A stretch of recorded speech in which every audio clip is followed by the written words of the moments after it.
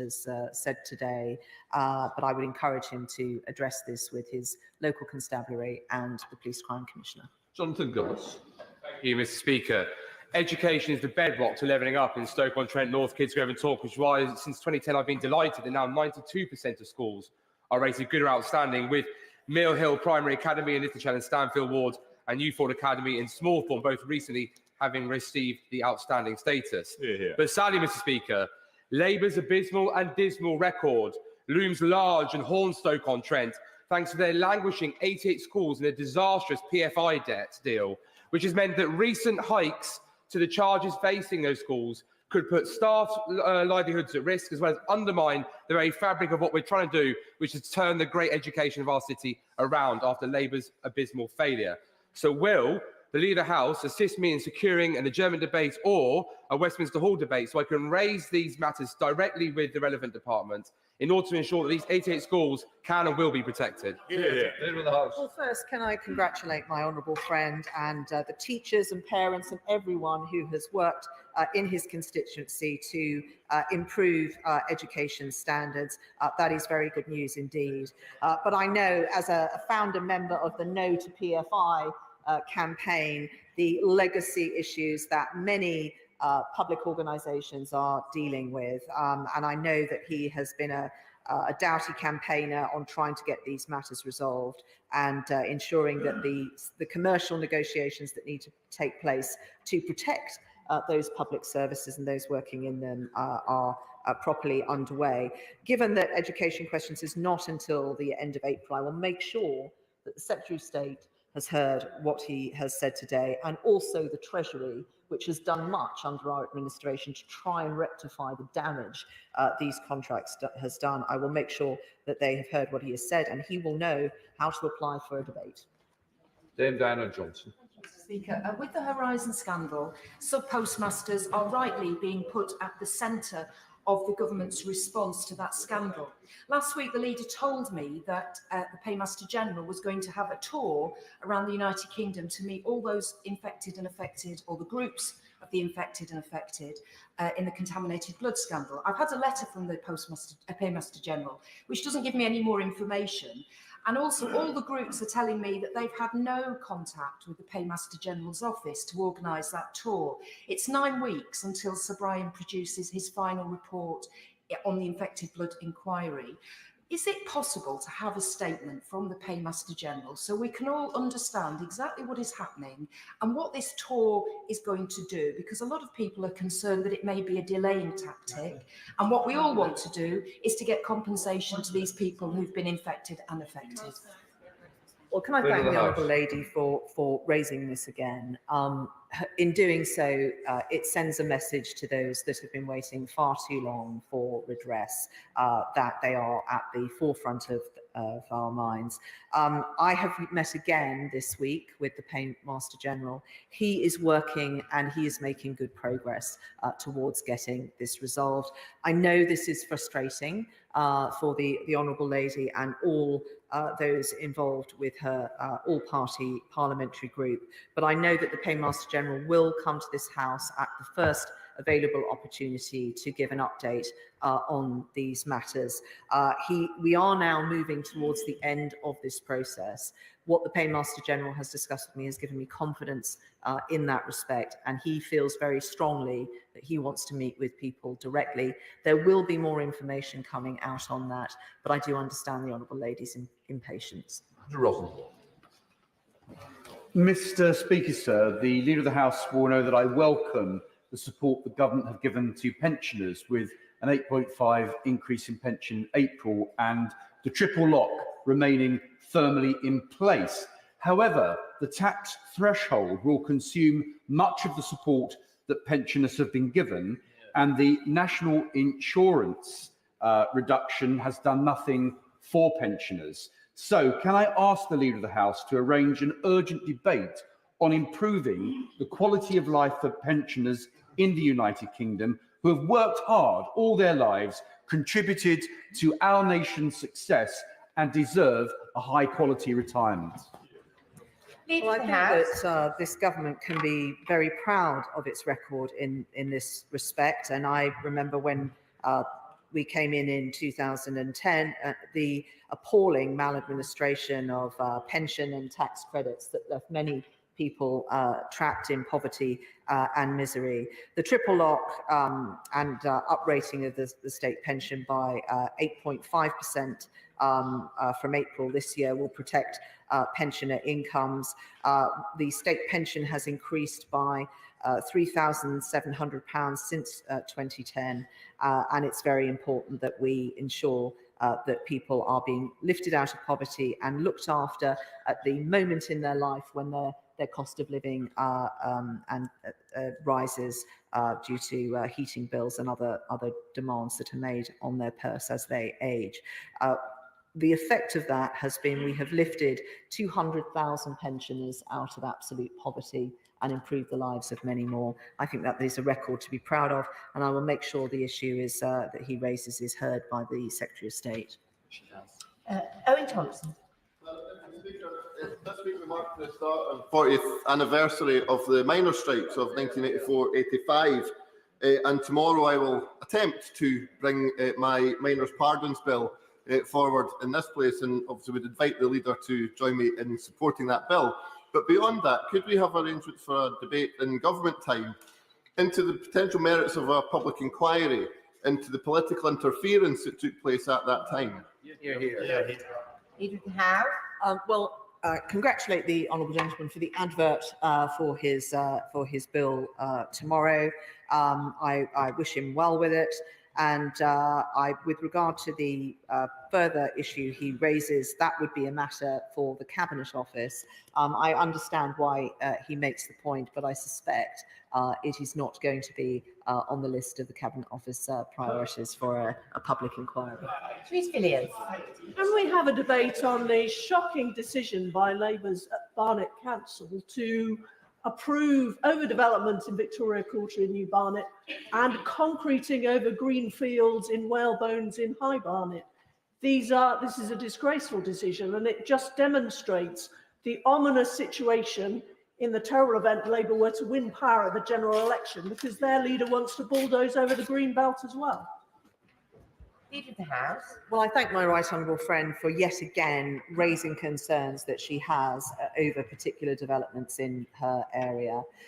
She will know that we have worked hard to strike the right balance with ensuring that we are building to enable people to be able to have cost-effective housing and to achieve their ambitions of home ownership.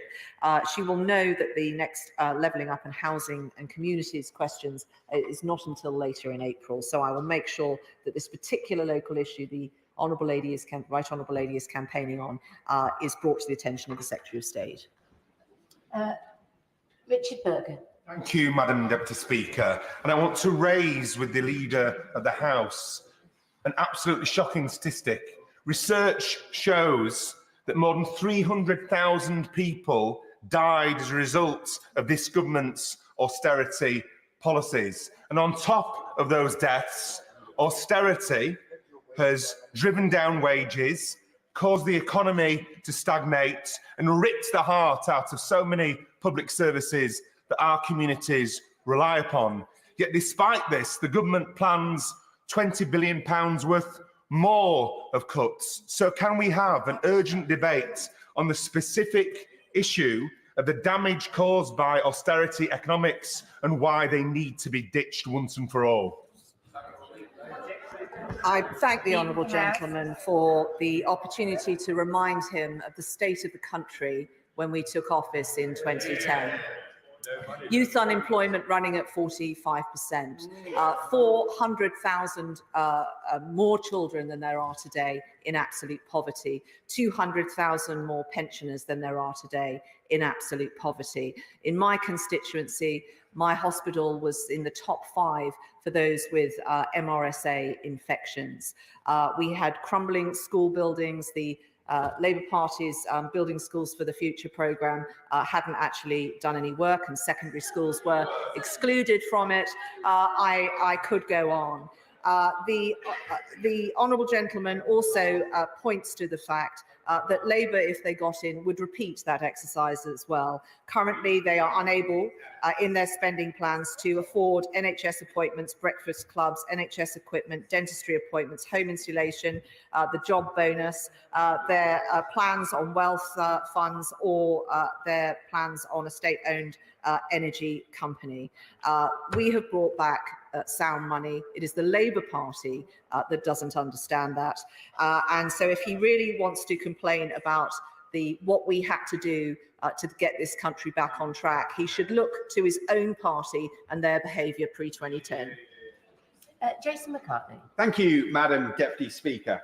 Whilst the shambolic Labour leadership at Kirklees Council are busy fighting amongst themselves with resignations, sackings, and the jailing of a Labour councillor for perverting the course of justice, can we have a debate on all the millions of pounds of government investment that's flowing into the Colne and Home Valleys and Lindley, a brand new A&E unit, the multi-billion-pound Transpennine Rail upgrade, the West Yorkshire Investment Zone, boosting the University of Huddersfield's National Health Innovation Campus, £100 million of levelling up cash for the indoor market, the Penistone Line upgrade and Marsden Mills, and a £30 million teaching block at Greenhead College, and there is much, much more. Leader of the House.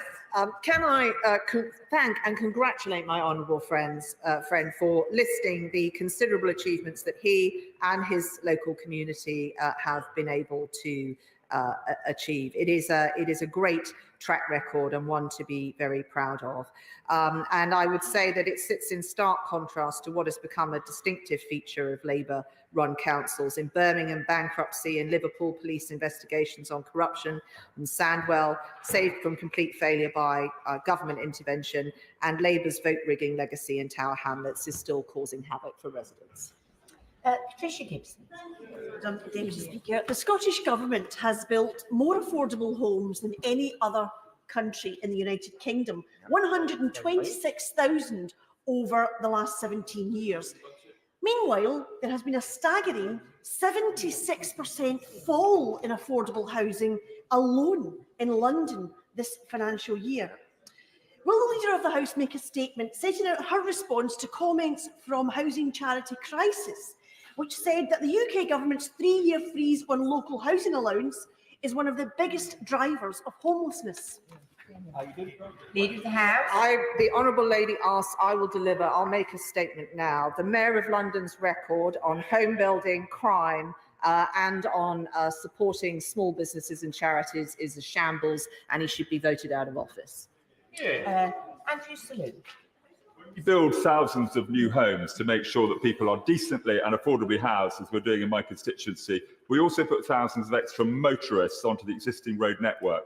The A505 between Leighton Buzzard and Dunstable has seen 4 fatalities in 6 years and 50 accidents, and Bedford Road and Houghton Regis is not safe. So what can we do to make sure we recognise the impact on the existing road network when we build thousands of these new homes? Well, can I thank my honourable friend again for his work on ensuring that what developments take place in his constituency are matched by investments in infrastructure and services, whether it's healthcare, which he has campaigned on enormously, but also transport as well, which he raises again today. I will make sure that the Secretary of State for Transport has heard what the honourable gentleman has said. He can raise it with him directly on the 21st of March, and I congratulate him because this is a very, very important aspect of ensuring that as the developments progress, there are the services that his community needs. Liam Byrne. Thank you, Madam Deputy Speaker. The greater the scandal, the greater the obligation on us to act with speed and clarity to provide remedies. Notwithstanding yesterday's welcome news on the Horizon scandal bill, we haven't acted fast enough, and now we're not acting with enough clarity because the Department for Business and Trade is more than a fortnight late in providing the explanatory memorandum for its supplementary estimates. No other department has missed the deadline, only the Department for Business and Trade. Now, we cannot see where the budget might lie for remedies and redress for the GLO litigants whose heroic tenacity actually allowed us to overturn the convictions that the bill proposes. So can the leader join me in urging the department to provide that explanatory memorandum quickly? And if not, can we have a debate in government time to get to the bottom on what on earth is going on? Well, I thank the honourable gentleman for the right honourable gentleman for raising this matter. I will certainly make sure that the department has heard what he has said and this House is presented with papers in good time to be able to scrutinise that legislation. He will know the complex issues that surround this bill and the work that has gone on to ensure that the bill is brought to the House in the best form possible that it can make swift passage through this House. And I know that there is concurrent activity to ensure that what it enables is ready to be implemented once it leaves this House and gains royal assent. He raises an important matter, and I will make sure the department has heard what he has said. Wendy Morton. Speaker, last Friday on International Women's Day, I had a fantastic time celebrating Let Girls Play, the girls' biggest football day in my constituency, when schools, including Castlefort, JMI, Pelsall Village, Riders Hayes, St John's, St Anne's and Streetley Manor Primary all came together.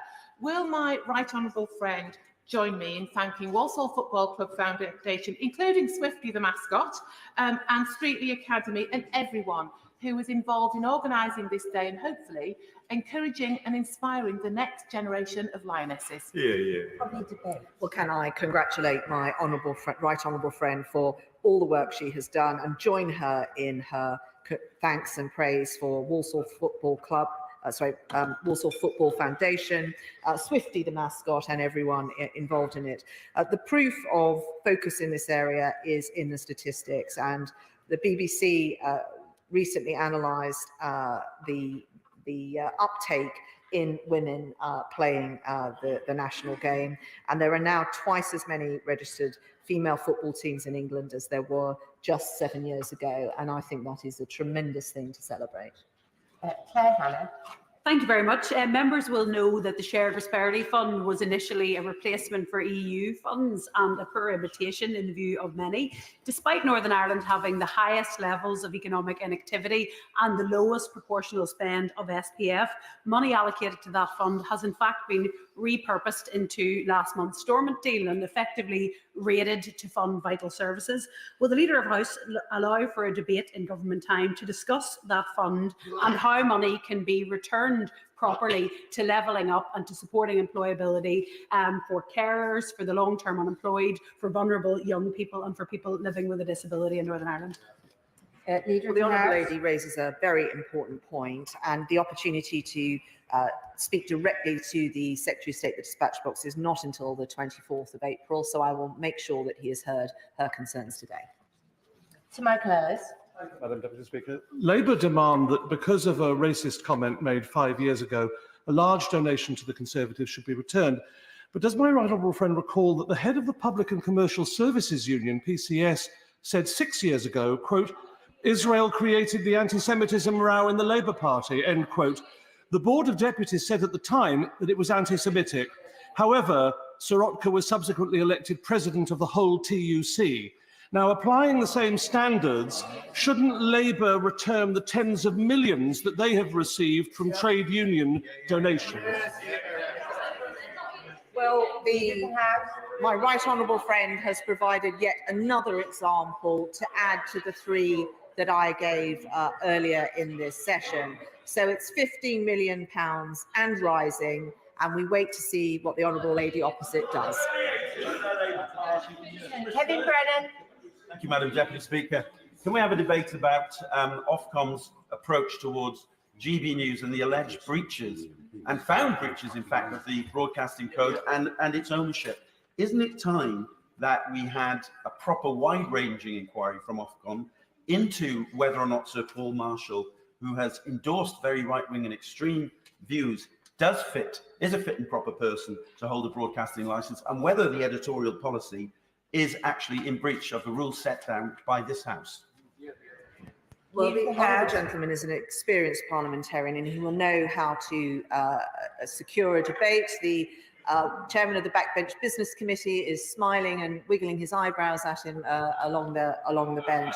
The work that Ofcom does is incredibly important. They have raised a number of concerns with that channel, but with particular broadcasters that are and presenters that are in it. They have not raised matters of concern with regard to the channel itself, but if the honourable gentleman wishes to explore these matters further, he knows what he can do. Peter Gibson. Thank you, Madam Deputy Speaker. Working with Durham Police and Darlington Council Civic Enforcement, I've been shocked to learn of the widespread sale of illegal vapes, illicit tobacco, underage sales to children, and the grooming and entry of children into acting as agents for this organised crime akin to county lines. What work is government doing across DLUC, Health, Home Office and Justice to tackle this issue? And can my right honourable friend find time for a debate on this deeply troubling issue? Leader of the House. Well, my honourable friend will know how he can secure a debate, and things that could be discussed at that occasion would be the 30 million of new funding per year for enforcement agencies, including trading standards, HMRC and Border Force, to tackle the illicit market and underage sales. There is a new joint illicit tobacco strategy and a new illicit tobacco task force backed by 100 million of new funding over the next 5 years. This is a very important issue for government, and I welcome further scrutiny of it. Gavin Newland. Much, Madam Deputy Speaker. With only 4 bank branches left in my constituency, I thought my days of moaning about branch closures were over. But on Tuesday, Lloyds informed me that they were closing the Bank of Scotland branches in Renfrew and Bridge-of-Weir. Renfrew is a growing town of 25,000, which will not have a single branch, and the village of Bridge-of-Weir, if we're doing anything without a car is different, will also not have a branch. So can we have a debate on local banking? Because for so many, that is now left to, albeit in simple terms, to the post office, whose reputation with the public, it's fair to say, is in the gutter.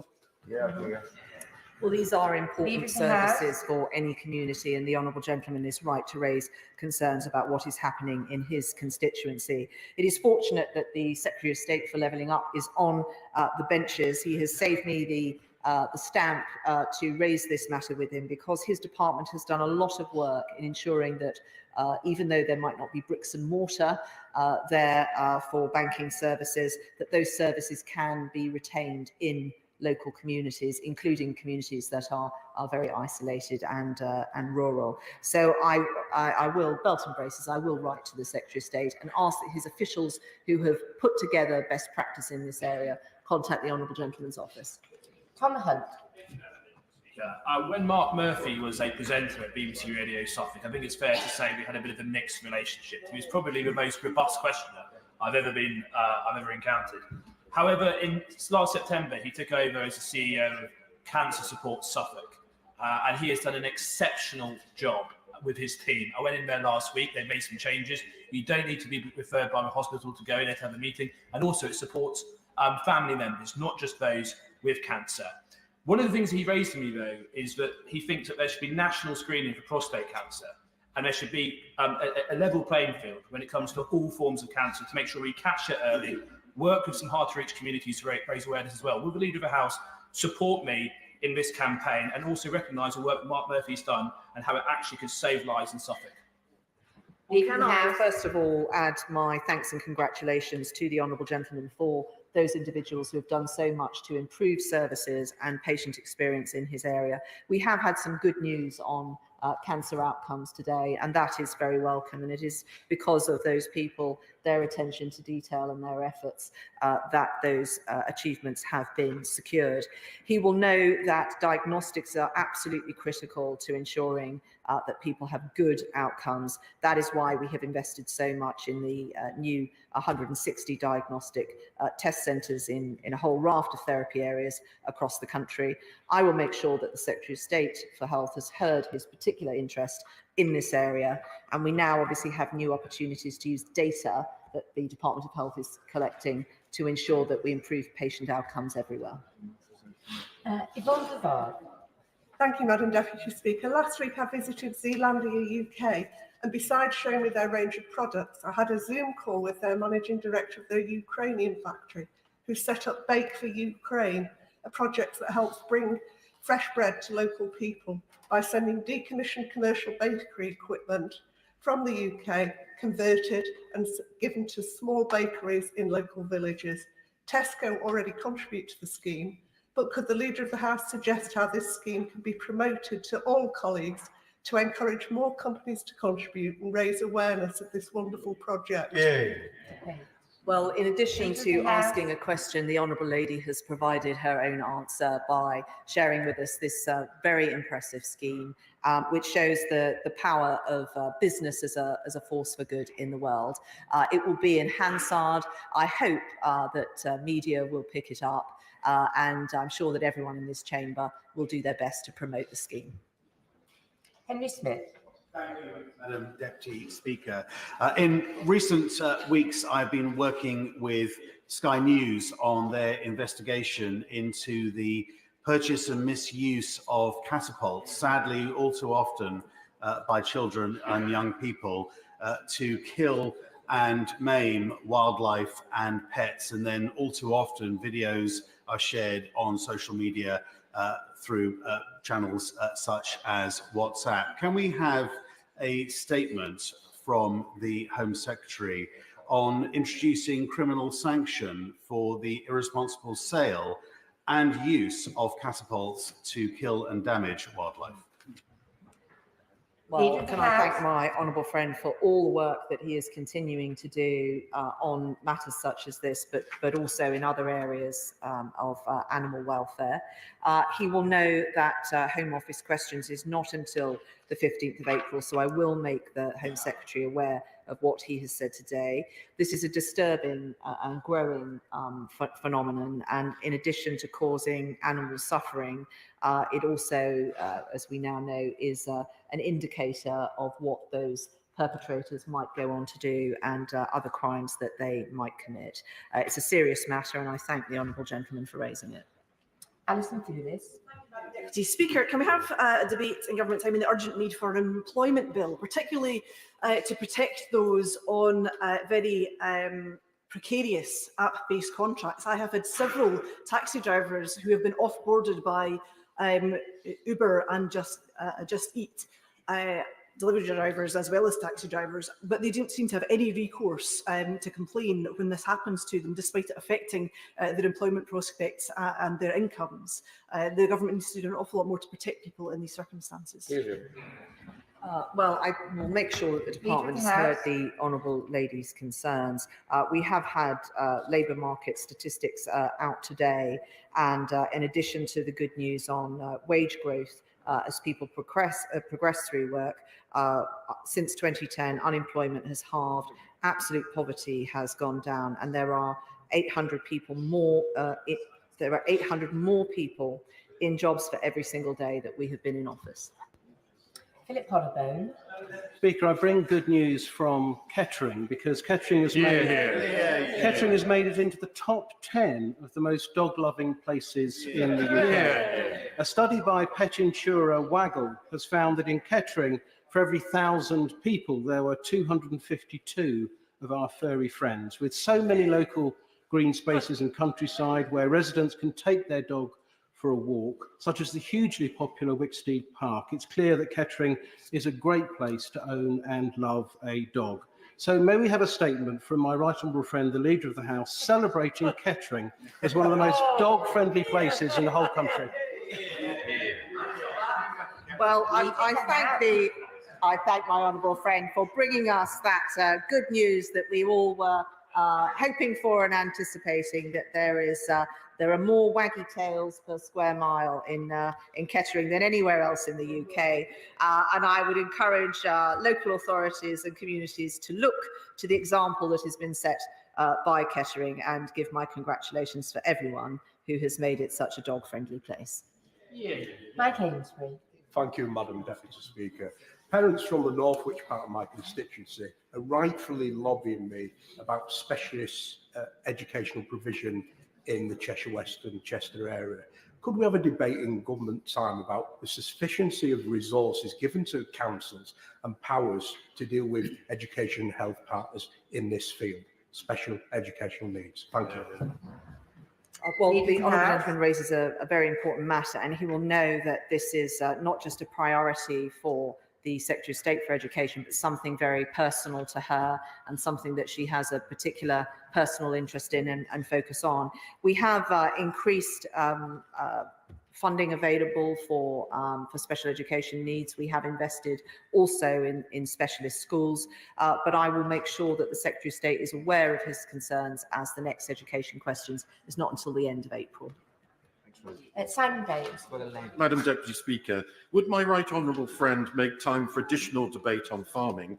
And would she agree with me that the Prime Minister's recent announcement of £220 million to deploy new technology to boost productivity in the farming sector in North Shropshire and the rest of England compares very favourably with Welsh Labour's policy, which would force farmers in Clwyd South and the rest of Wales to reduce their productive land by 20%, resulting in a reduction of 122,200 in Welsh livestock numbers, 5,500 jobs being lost, and £199 million loss to Wales's economy, all of which has led to mass protests by the farming community throughout Wales.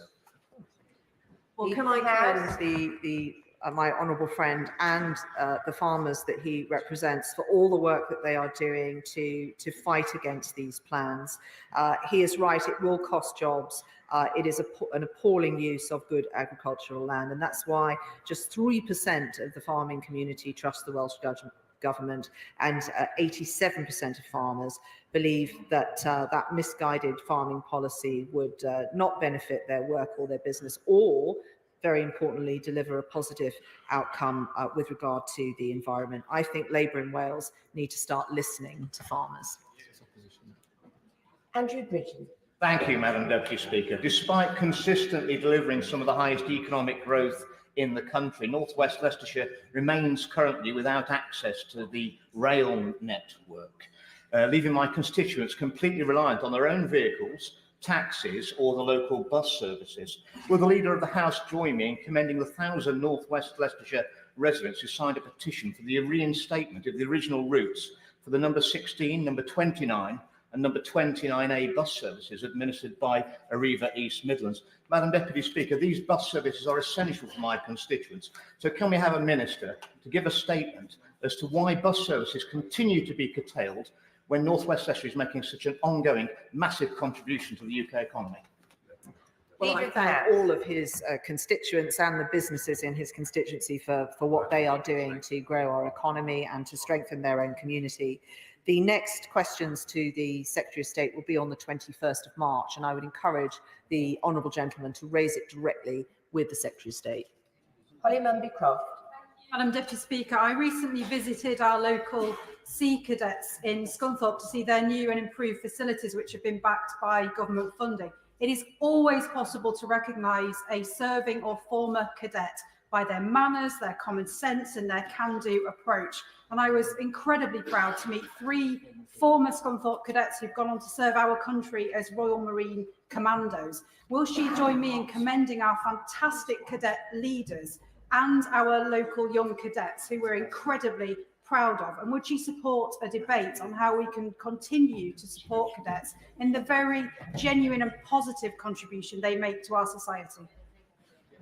Well, as the honourable lady was asking her question, there were audible noises of support from around the chamber. I think we all appreciate the work that the Sea Cadets do, as well as being a fantastic escalator of talent and giving young people opportunities and confidence. They also do a huge amount for their local communities, and we would all join with the sentiments that the honourable lady has given us today. We have done a huge amount to expand access to cadets and not just Sea Cadets but other cadets as well, in supporting schools to set up their own branches, but there is always more to do, and her question today has reminded us of the benefits of that. Stephen Bonnar. All of us across the House appreciate the vital role played by local individuals and volunteer groups within our constituencies. One such group in my constituency is Friends Together, based in Coatbridge, which has been running for 7 years now and makes a real difference to the lives of 150 local people with additional support needs. I wonder if the Leader of the House will join me in welcoming the most thrilling news that these individuals are to be recognised by the Sovereign Military Hospitaller Order of St John of Jerusalem, of Rhodes and of Malta. Liam Hackett will receive the Cross of Merit, Ina Hamill the Silver Medal, while Elaine McDermott, Patrick Allen, Yvonne Crowley and Elizabeth Locke will receive a bronze medal. This is truly outstanding, a recognition, and it is richly deserved. So I wonder if we can have a debate in government time about the importance of community volunteers right across the United Kingdom and the valuable work that they commit to us. Well, it's a shame, Madam Deputy Speaker, that applause is not allowed in the House and would be out of order, because I think we would all want to give those individuals a round of applause. I would say from all of us, congratulations to all in Friends Together, and thank you for your service. And I hope that the Honourable Gentleman will be getting a copy of Hansard today for everyone that he has named. We appreciate all of them. Bob Blackman. Deputy Speaker, I'm sure my right honourable friend will join me in congratulating Conservative-run Harrow Council for exceeding the number of apprentices they've recruited this year. More than 50 young people have been given the opportunity to work across different departments, including 8 in our schools. And obviously, this gives them the opportunity of building a career which they can do in public service. So will my right honourable friend find time in government time to have a debate on apprentices in public services, so we can congratulate those public services that are recruiting apprentices and shame those that don't? Well, I do join with my honourable friend in congratulating his local authority for their achievements. I think we should all be proud of the fact that over the last few years we have created 5.7 million of such opportunities for young people, but also people at other stages in their life. It is a tremendous way people can progress or move career, gain new qualifications without getting into debt, and I send my congratulations to him and Harrow Council. Michael Shanks. Thank you, Madam Deputy Speaker. Can I begin by joining the tributes of the Speaker and the front bench to Tommy McAvoy, who represented my constituency of Rutherglen for 23 years and was a committed trade unionist in the community before. He was very much Rutherglen's man, and I think during the by-election, I don't know how many people said to me, "You don't need to worry." I knew Tommy well all those years ago. 14 years after he stopped being the MP, he was still remembered by so many constituents. I wonder if I could ask the Leader of the House about the subsidy scheme provided to support schools to come to this place. It's always wonderful to see schools visiting us, and as a former teacher of politics, being able to bring pupils to this place to see politics in action is incredibly important. My honourable friend, the member for Paisley and Renfrewshire North, has raised the issue of the subsidy already, and I want to just pick up the fact that although it's been increased for April, for many schools, it still is not enough to support them to come to this place. And I wonder if there's been any analysis of how many schools have been prevented from visiting because of that, and if there might be some review of the categories, because all of Scotland's schools are in Category C, and it is particularly difficult to bring them here with the subsidy that's currently in place. The honourable gentleman for raising this. As I have previously said, this is a matter that has been looked at by the Finance Committee, and they have gone into quite a lot of detail about who is coming here, what were the barriers for people to come here, what other options they have to access education resource that they might want. But clearly coming to this amazing UNESCO heritage site is very important to many people. I will make sure that the chair of the Finance Committee has heard what he has said. There are a number of House of Commons commissioners in the chamber today, and they will have heard what the honourable gentleman has said. The policy has been recently changed to be more favourable, but I know that all parties concerned keep it under review. And Mark Horsey. Thank you, Madam Deputy Speaker. Rugby's providing new housing at scales, yet the number of pharmacies in our town is falling, with closures in recent months leading to residents telling me about having to queue for over an hour to get a prescription. I'm aware of offers to set up new pharmacies. but they've been turned down by our Health and Wellbeing Board, who unbelievably say there is sufficient provision in our area. May we have a debate about how this process is managed? Well, I'm sorry to hear about the situation in the honourable gentleman's constituency, and it sounds a very serious situation indeed. It is the responsibility of local commissioners. They have an obligation to ensure that those services are available. And clearly, because of our initiatives such as Pharmacy First, it is doubly important because now many of these places do have authority to prescribe. I will make sure that the Secretary of State for Health has heard his concerns and ask the regional managers of NHS England to look at what is going on in his local community. It is not a level of service that is acceptable for his constituents. Alan Brown. Madam Deputy Speaker, a company called Claim My Tax notified my constituents Margaret and Brian Broadley that they were due a £1,200 marriage tax allowance refund from HMRC. On seeing the paperwork, they believe their signatures have been fraudulently obtained by the company, and they notified HMRC accordingly. HMRC insists they did give permission, and they're going to continue to work with the company rather than directly with my constituents. Now, the government rightly talked about clamping down on the actions of such claims companies. So how is HMRC allowed to behave like this? Well, I hope that we can swiftly resolve this situation for the honourable gentleman. If he would give me the details of the case following this business questions session, I will make sure that he speaks immediately to someone from HMRC who can resolve this. I'm sure he has tried to get this resolved himself. I'm here to assist him in doing so, and I hopefully we'll be able to sort this out for his constituents. Dr. Luke Evans. Thank you, Mr. Speaker. One of the driving reasons I wanted to come to this House is because what I saw in the NHS. All too often when you wanted to create change, you'd be told you're too junior or this is the way it's always been done. That's why I was delighted to see that the productivity plan was brought forward with £3.4 billion being put towards it. Could we have a debate in government time when that plan is brought forward to make sure that simple things like cross-boundary results are shared, that we can have computers that can switch on and load up quickly, and we get rid of things like faxes and scanning in letters, because all of this takes about 10 to 15% of a clinician's time. That time could be better spent with patients. Yeah. Well, I think that is a very good suggestion for a debate, and I hope that all members of the House would welcome the increase in funding for the NHS, £6 billion that was announced in the budget, roughly half of that going to these new improvement programmes. And in addition to assisting members of staff and clinicians working in the NHS, it also, we know, improves patient outcomes. Just to give you one statistic, when a nurse asks a doctor to attend a patient, in a large percentage of cases that is not done, yet if it is tracked by a handheld device, and we can ensure that that visit happens or that cannula is changed, it increases those patient outcomes. It is vital, and it is the kind of thing that we need to be doing more of in our NHS so that the patients that are served by it get the treatment and care they deserve. Mr. Speaker, H100 in Methyl is making good progress towards delivering the biggest green hydrogen domestic heating network the world has ever seen.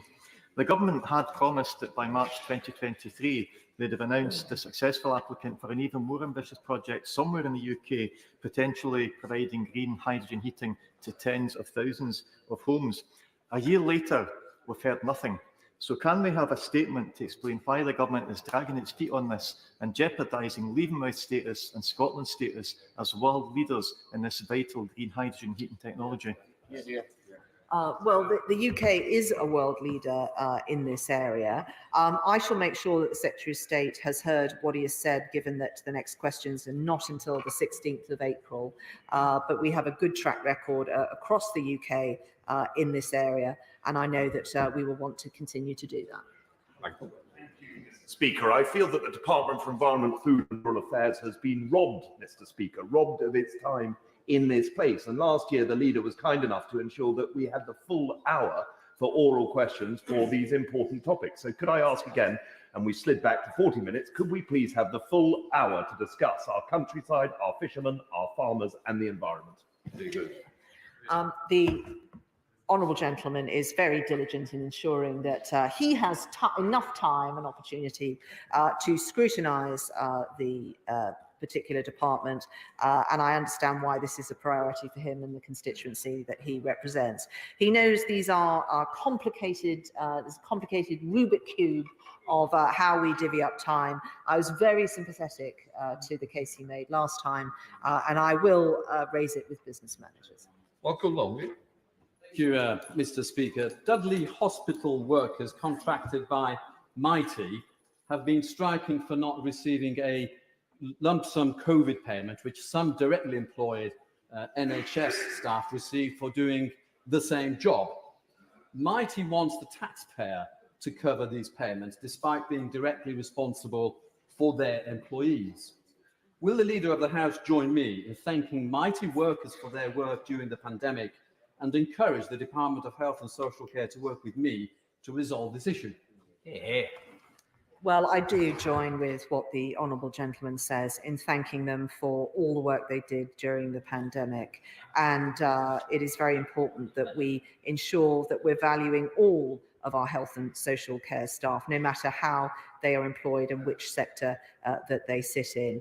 The Department for Health and Social Care has decided to provide additional funding on this occasion to help deliver one-off payments eligible to staff and organisations employed by non-NHS businesses, and those organisations are able to apply for funding. We felt we ought to be doing our bit in respect of that.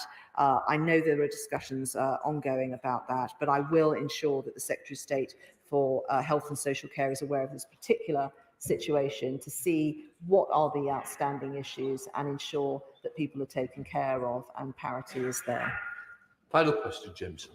Mr. Speaker, thank you. The Leader may have seen the news this week that Reading Football Club intends to sell its state-of-the-art Bearwood training ground as a precursor to what I hope will not be administration. Football fans across Berkshire and beyond are in despair at the state of some of the clubs in our beautiful game. I know the issue of football governance bill has already been raised this morning, and it can't come soon enough, but could the Leader please use all of the levers at her disposal to ensure that when the bill does come, it has sufficient teeth and powers in there to ensure that owners who are not fit and proper cannot take control of these clubs, and also that those who do slip through the net are properly held to account? Well, my honourable friend is absolutely right to make that point. He is preaching to the choir, as I am a Portsmouth supporter, and I think that we must ensure that if we are going to do this, it is effective.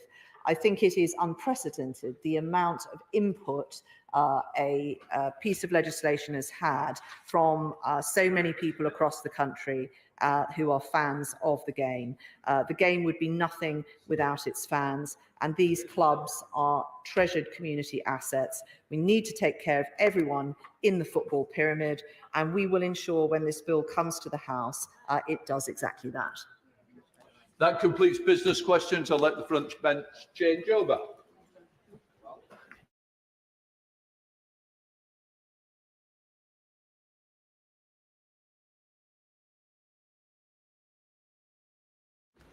Right, we come to the statement. I call the Secretary of State, Michael Gove.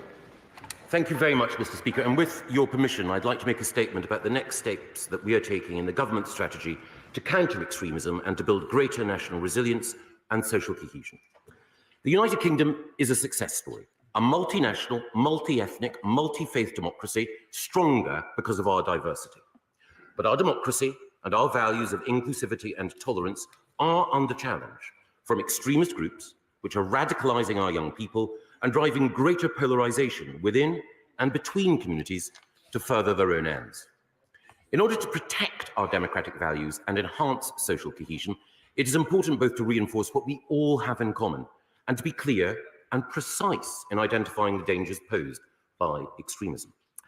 As our new definition makes clear, extremism can lead to the radicalisation of individuals, deny people their full rights and opportunities, suppress freedom of expression, incite hatred, weaken social cohesion, and ultimately, it can lead to acts of terrorism. Most extremist materials and activities are not illegal and do not meet a terrorism or national security threshold. For example, Islamist and neo-Nazi groups in Britain are operating lawfully, but they advocate and work towards the replacement of democracy with an Islamist or Nazi society. The Department for Levelling Up Housing and Communities has been working with local authorities, civil society and faith groups, especially in those areas where social cohesion is most under strain, to de-escalate tensions and to explore the most constructive support that we can offer. From our engagement, we hear widespread unease over the safety and security of community organisations, political candidates and elected officials. Councillors have been threatened with violence. Council meetings have been disrupted. Council officers and elected members talk of walking a tightrope, terrified of inadvertently saying the wrong thing, of offending one side or another. Many choose to remain silent, to take no action. Mr. Speaker, such is the chilling effect of these extremist groups on our democracy. It is, of course, gravely concerning that the conflict in the Middle East is driving further polarisation. We've seen a terrible increase in anti-Semitic and anti-Muslim hate crime, as well as a very significant increase in radicalisation. Troublingly, there is also evidence that some Islamists and extreme right-wing groups and others who seek to tear our society apart are working together to maximise the reach of their message and cause. And that is why the work of civil society organisations such as the Community Security Trust and Tal Mama, as well as Muslims Against Anti-Semitism, the educational charity Solutions Not Sides, and the Forum for Discussion of Israel and Palestine is so important. We've provided additional funding for the CST and Tal Mama to counter anti-Semitism and anti-Muslim hatred, and we will do more. We will shortly establish a new fund to provide additional, direct and tangible support for grassroots organisations building bridges and fighting division. I wish to commend those doing so much to counter prejudice. In working with civil society, it's critically important that we do not, unwittingly or through ignorance, fund or otherwise support organisations or individuals who are themselves extremist. In the past, it has unfortunately been the case that extremist groups and actors have sought to present themselves as moderate voices, representative of majority or mainstream opinion. The government has had a definition of extremism since 2011. It has helped inform our prevent counter-terrorism work and was designed to assist the government in engagement. But in a considerable number of cases, organisations and individuals with views which are clearly extreme have nevertheless benefited from state engagement, endorsement and support, and furthermore have exploited that association to further their extremist agendas. Among the most significant was Shakil Beg, who was labelled an Islamist extremist by a judge. Mr. Beg, an NHS chaplain and regular speaker at state schools, ran the Lewisham Islamic Centre and was on both the Metropolitan Police's Independent Advisory Group in Lewisham and Lewisham's Standing Advisory Committee on Religious Education. In 2016, Mr. Beg sued the BBC when they described him, accurately, as an extremist. The judge in the case, Mr. Justice Haddon Cave, conducted his own scrupulous research, identifying many occasions where Mr. Beg had advocated extreme positions, including promoting and encouraging religious violence, by telling a Muslim audience that violence in support of Islam would constitute a man's greatest deed.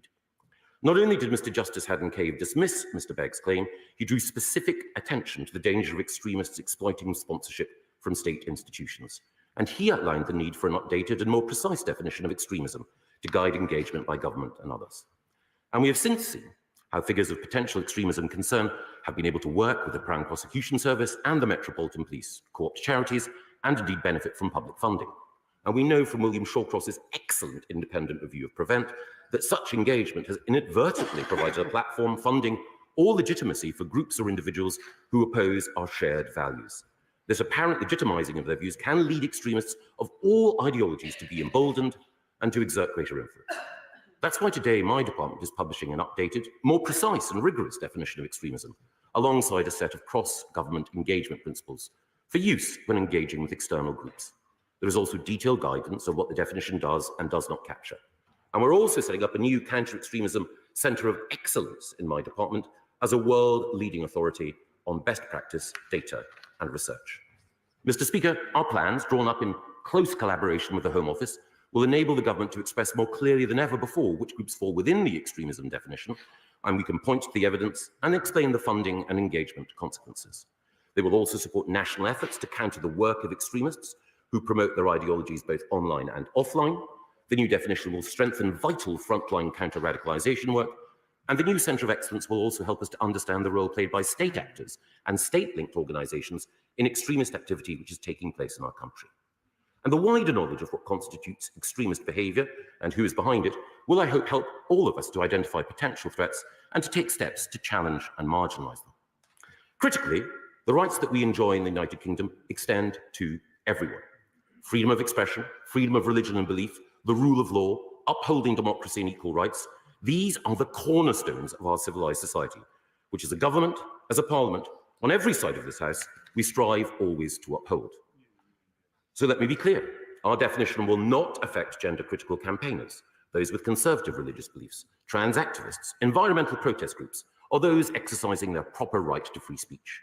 The government has taken every possible precaution to strike a balance in drawing up the new definition between protecting fundamental rights and safeguarding citizens. Our definition draws on the work of Dame Sarah Khan, the government's independent reviewer of social cohesion, and Sir Mark Rowley, the Metropolitan Police Commissioner, before his appointment to that post. The proposed definition will hold that extremism is the promotion or advancement of an ideology based on violence, hatred, or intolerance that aims to negate or destroy the fundamental rights and freedoms of others, or undermine, overturn, or replace the UK system of liberal parliamentary democracy and democratic rights, or intentionally create a permissive environment for others to achieve these results. It is important to stress that we are in no way intending to restrict freedom of expression, religion, or belief.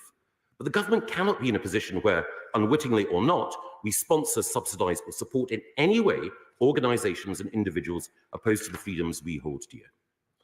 Across this House, I am sure that we would agree that organisations such as the British National Socialist Movement and Patriotic Alternative, who promote neo-Nazi ideology, argue for forced repatriation, a white ethno-state, and the targeting of minority groups for intimidation, are precisely the type of groups about which we should be concerned and whose activities we will assess against the new definition. The activities of the extreme right wing are a growing worry. The targeting of both Muslim and Jewish communities and individuals by these groups is a profound concern requiring concerted action. And it is important, just as with our definition of extremism, to be precise in the use of language when discussing Islamism. Islamism should never be confused with Islam. Islam is a great faith, a religion of peace, which provides spiritual nourishment to millions, inspires countless acts of charity, and celebrates virtues of generosity, compassion, and kindness. Islamism is a totalitarian ideology which seeks to divide, calls for the establishment of an Islamic state governed by Sharia law, and seeks the overthrow of liberal democratic principles. It has its roots in the thinking of the founder of the Muslim Brotherhood, Hassan al-Banna, the founder of Jamaat-e-Islami, Abu al-Mawdudi, and the Muslim Brotherhood ideologue, Said Qutb. The Palestinian branch of the Muslim Brotherhood is, of course, Hamas. Organisations such as the Muslim Association of Britain, which is the British affiliate of the Muslim Brotherhood, and other groups such as Cage and Mend, give rise to concern for their Islamist orientation and views. We will be holding these and other organisations to account to assess if they meet our definition of extremism, and will take action as appropriate. There are, of course, further steps that we will take in the coming days and weeks to marginalise extremist groups and to support and strengthen those communities where extremists are most active and spreading division. This will include responding to Dame Sarah Khan's forthcoming report on social cohesion and democratic resilience, and Lord Walney's independent review of how to counter political violence and disruption. In this debate, we must never forget about the experiences of victims of extremism who are targeted by extremist groups and the severe and distressing impact it has on their lives. So I'm pleased that Dame Sarah Khan will be addressing this in her forthcoming report. As the Prime Minister has said, the time has come for us all to stand together to combat the forces of division and to beat this poison. The liberties that we hold dear, and indeed the democratic principles we're all sent here to uphold, require us to counter and challenge the extremists who seek to intimidate, to coerce, and to divide. We have to be clear-eyed about the threat we face, precise about where that threat comes from, and rigorous in defending our democracy. That means upholding freedom of expression, religion, and belief when they are threatened, facing down harassment and hate, supporting the communities facing the greatest challenge from extremist activity, and ensuring this House and this country are safe, free, and united. I commend this statement to the House. I now call the Shadow Secretary of State, Angela Rayner. Thank you, Mr. Speaker. Can I start by thanking the Secretary of State for advance sight of this statement and for his briefing yesterday. Hateful extremism threatens the safety of our communities and the unity of our country. Everyone across this House can agree that this is a serious problem which demands a serious response. So I want to begin by saying from the outset, when it comes to our national security, when it comes to the threat of radicalisation, when it comes to the toxic scourge of Islamophobia, neo-Nazism, anti-Semitism, or any other corrosive hatred, the whole House can and should work together. The way the government does this work matters, and the language that we all use is important. And I want to welcome the Secretary of State's opening words that it is our diversity and our values which make our country stronger. Indeed, the Secretary of State is right to raise the concerns about the dangers facing our elected representatives. We must be free to represent the views of our constituents. We all have a responsibility to work to extinguish the flames of division and never to fan them. While it may be part of the nature of our politics for passion to sometimes take centre stage, and while we may challenge and probe these plans today, if the Secretary of State wants to engage going forward, he has my word that we can do so in good faith. And the reason that I say challenge is because I do believe he's made a mistake in the way that this policy has been trailed in the last week. So I'm glad that he's now come to the House to give clarification. But it is not right that we have spent the last few days poring over a possible new definition in the papers. And it's not right that the department has leaked the names of groups that may or may not be covered by this definition when he rightly says this work should be based on due diligence. And it is not right that each stage of the recruitment of a new Islamophobia advisor has been mired in controversy. So can the Secretary of State confirm he has now appointed an advisor? So on today's announcement, Mr. Speaker, we will scrutinise this new definition, and it will be crucial to see the way it is applied in practice. But can I ask the Secretary of State to set out today how the new Centre of Excellence will operate and how it will be resourced? And can he confirm how this new definition will work in practice? How exactly will it restrict the government's engagement? And can you explain whether these restrictions will only relate to government engagement or later extended to other public bodies such as the police and universities? Given this new definition, the public will rightly be alarmed at the idea that government ministers could already have met with extremist groups. Can the Secretary of State shed some light on this? Renewed vigilance and diligence is welcome, particularly in the current climate, but if his own department now needs to cut ties with extremist groups, it begs the question why they were working with them in the first place. And given he says this will not affect gender-critical campaigners, those with conservative religious beliefs, trans activists, environmental protest groups, or those exercising their proper right to free speech, can the Secretary of State explain which groups this new definition will affect and where the government has chosen to draw the line? Mr. Speaker, this is not the first time that the government has identified this risk or promised to act. As the Secretary of State mentions in his opening, at the beginning of 2011, well back then, the Conservative Home Secretary told the House that if organisations do not support the values of democracy, human rights, equality before law, participation in society, we will not work with them and we will not fund them. It begs the question, why has it taken the government 13 years to address this? The Secretary of State says that organisations which are clearly extreme have benefited from government engagement, endorsement and support, and even suggests that those groups have exploited government engagement. Can he understand how deeply concerning this is to hear? He must explain exactly how this has been allowed to happen. Mr. Speaker, we know that there has been a huge surge in online extremism, and can the Secretary of State give assurance on how this will be dealt with? What action is taken to work cross-government to assess and confront online hate? We know that extremism doesn't exist in a vacuum, and we need political leadership on this. But a quality of good leadership is to empower others. The Secretary of State says that the department has been working with faith groups, civil society and local councils, and I agree that they all have a crucial role to play in tackling extremism. But what form has that consultation taken, and will he publish the findings of that consultation? And on the wider work now needed, can the Secretary of State set out if this work will be underpinned by a new cross-government counter-extremism strategy, given the last one is now 9 years out of date? Will it include action to rebuild the resilience and cohesion of our communities?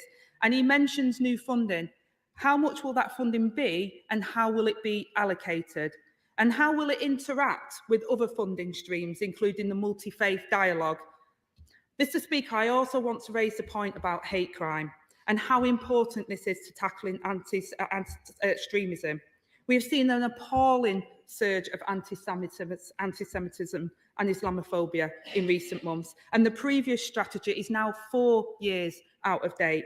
Can I ask the Secretary of State, when will he have an updated hate crime action plan? And have ministers abandoned plans to bring forward a new hate crime strategy? And can I ask the Minister, why is the anti-Muslim hatred working group and the anti-Semitism working group no longer meeting? We need much stronger action to tackle the corrosive forms of hatred that devastate lives and corrode communities. But today's statement does not go far enough. And regardless of how workable and effective this new definition and centre of excellence is, this announcement will not be enough. I want to finish by echoing the words of the Archbishops of Canterbury and York and their warnings that against the backdrop of growing divisions, it's for political leaders to provide a conciliatory tone and to pursue policies that bring us together, not risk dividing us apart. I look forward to working with the Secretary of State on this. Secretary of State.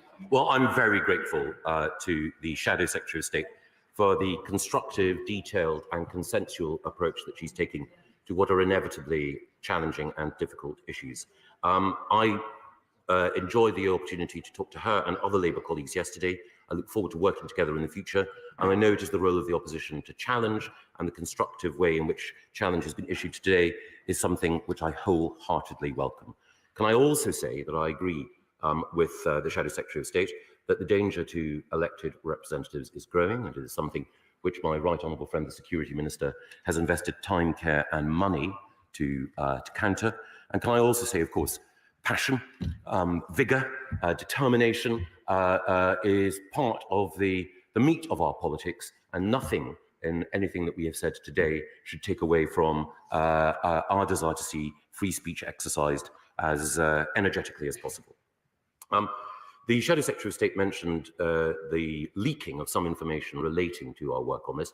I deprecate that leaking. It is fundamentally a challenge to the effective operation of government, and a leak inquiry has been commissioned in order to see how some of the information about our statement today was shared. But, Mr. Speaker, there's an opportunity for all of us, as a result of my having given the statement, to scrutinise the detail.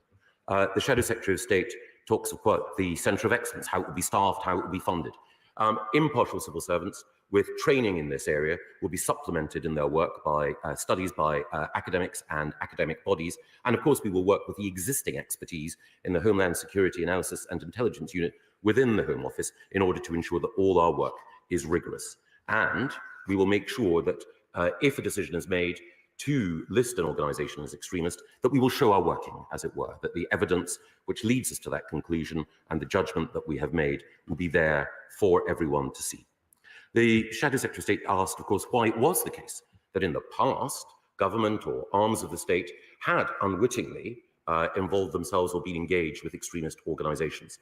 It's because the definition, while well-intentioned and drawn up with care, was perhaps insufficiently precise and perhaps insufficiently policed, that we thought it was appropriate to update that definition. And this follows on, of course, from the Shakil Beg case, from William Shawcross's independent review of Prevent, and other examples that were brought to government's attention.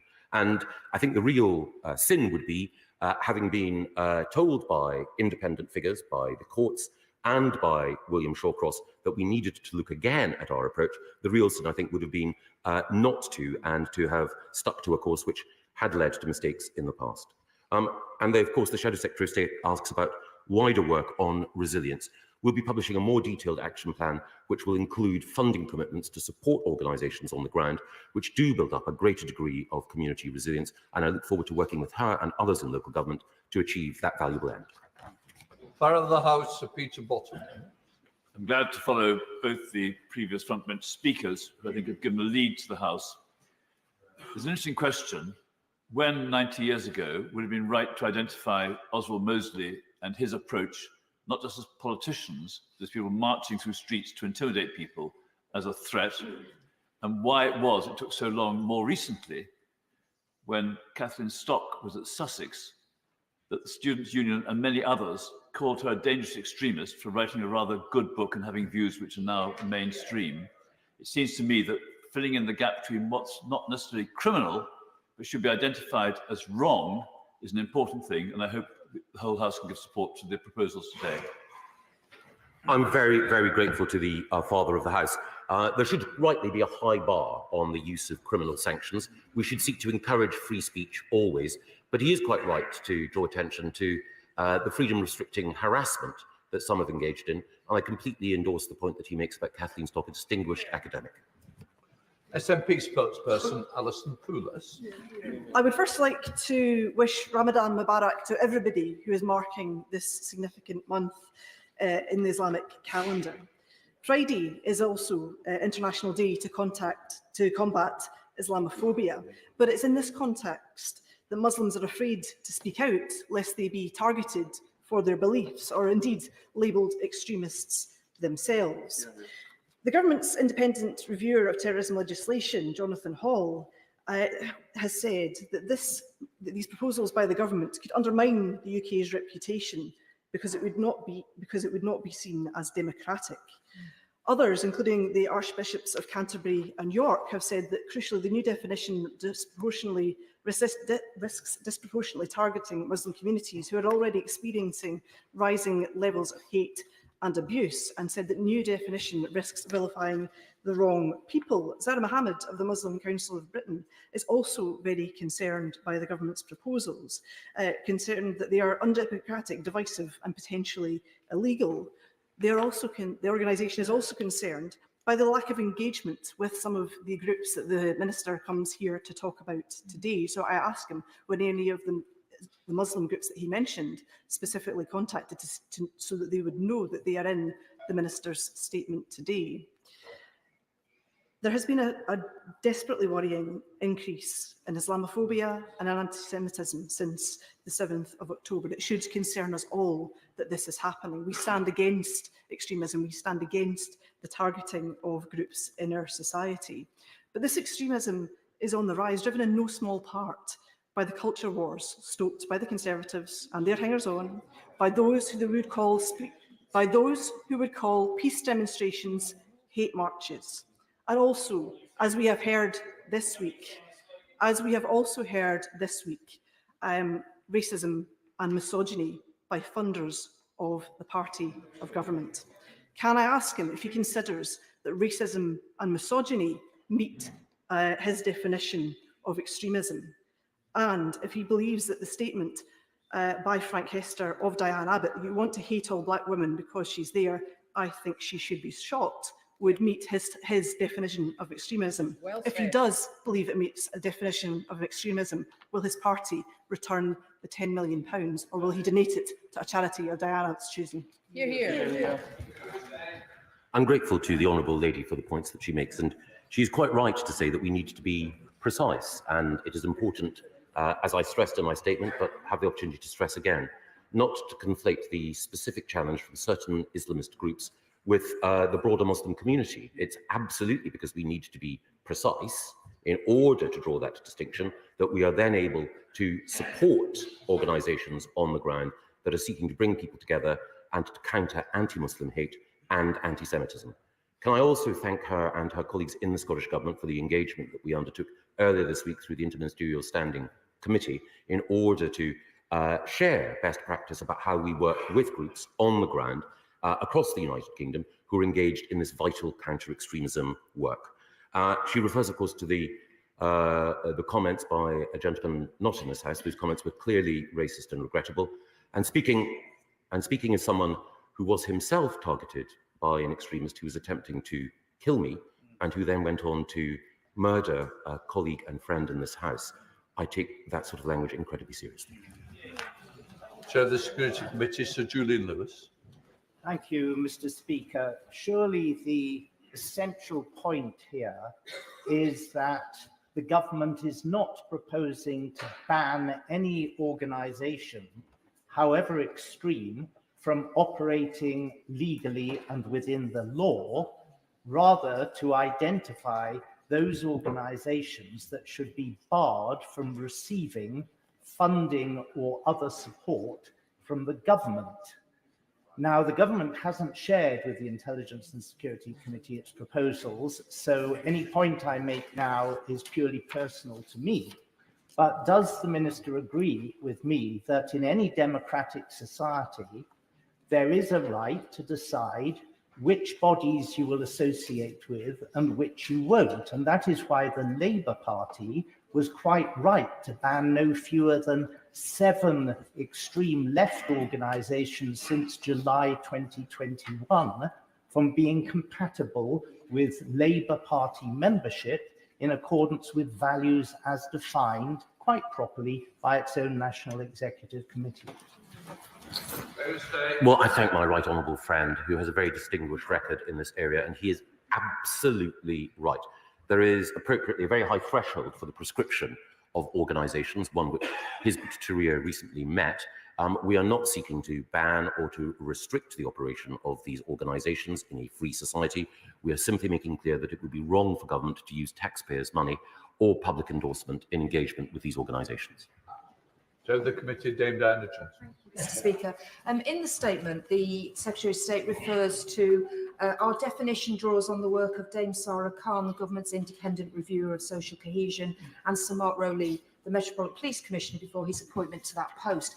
In the Home Affairs Select Committee report on the policing of protests, we said this: we find it surprising that the government have not yet responded to the reports it commissioned from the Commissioner for Countering Extremism regarding hateful extremism, particularly the report Operating with Impunity by Dame Sarah Khan and Sir Mark Rowley.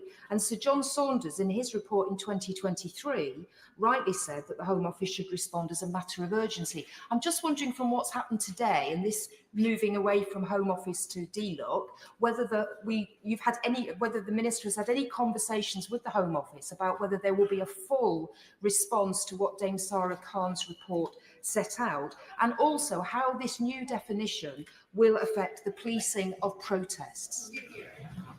Very important points by the chairman of the Home Affairs Select Committee, and I had the opportunity to meet and discuss our work on this new definition with Dame Sarah and indeed with Sir Mark in preparation. And of course, I worked very closely with the Home Secretary and particularly with the Minister for Security in framing the definition.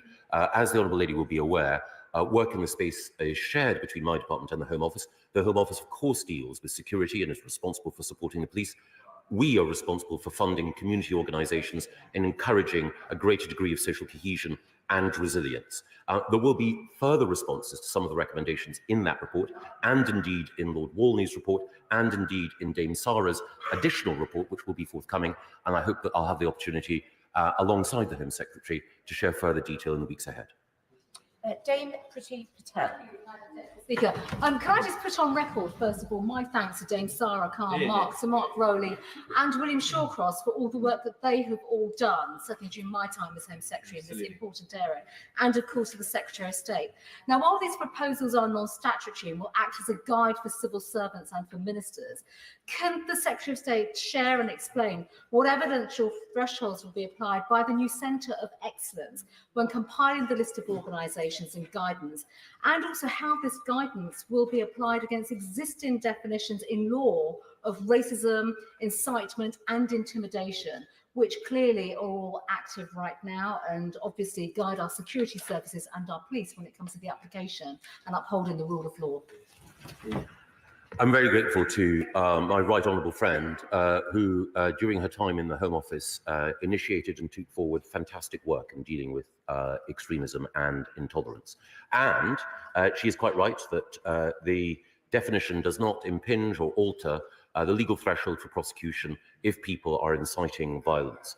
Indeed, there are arguments for looking again at our laws to make sure that they are fit for purpose, but today's definition is not about changing the criminal law. It is about setting a threshold, and that threshold is one that will be evidenced when we come forward with those organisations that we believe meet this bar, with evidence which everyone can see makes a compelling case for the nature of the extremist ideology which spurs those organisations on.